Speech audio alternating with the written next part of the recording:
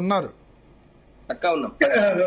కానీ భరత్ గారు, ఇది మొత్తం బీజేపీ టీఎంసీ యాంగిల్ కాకుండా ఈ ఎలక్షన్స్ వేరే యాంగిల్ లో కూడా చూడాలండి.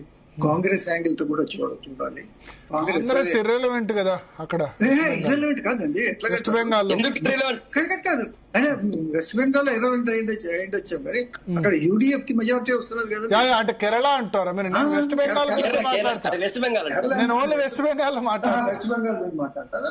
యూడిఎఫ్ వెస్ట్ బెంగాల్ డిస్కస్ చేస్తారు అందరు. డిఎంకే అలయన్స్ ఉంది కదా కాంగ్రెస్ కి.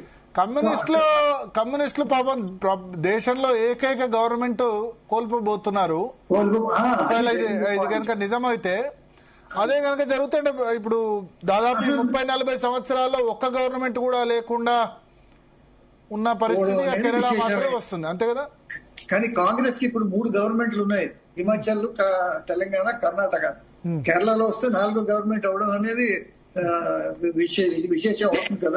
నెక్స్ట్ 1 year లో జరగబోయేటువంటి స్టేట్స్ లో కోల్పోతుంది సార్. నెక్స్ట్ 1 year లో ఏం లేవు. 1.5 year లో కర్ణాటక ఉంది. 1.5 year లో గ్యారంటీ పోతుంది. అదే 4 స్టేట్స్ వస్తేనే సంతోషపడే పరిస్థితి కాంగ్రెస్ పార్టీ.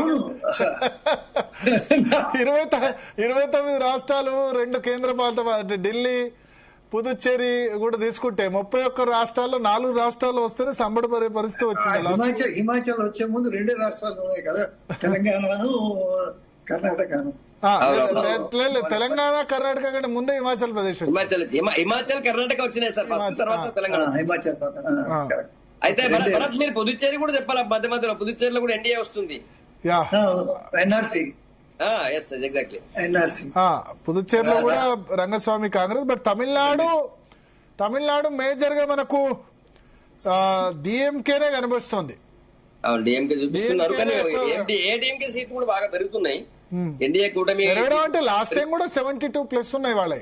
బీజేపీ 90 దగ్గరలో ఉన్నారు ఈసారి అన్నిట్లో కూడా. ఒకసారి మనం ఆత్మసాక్షి ఎగ్జిట్ పోల్స్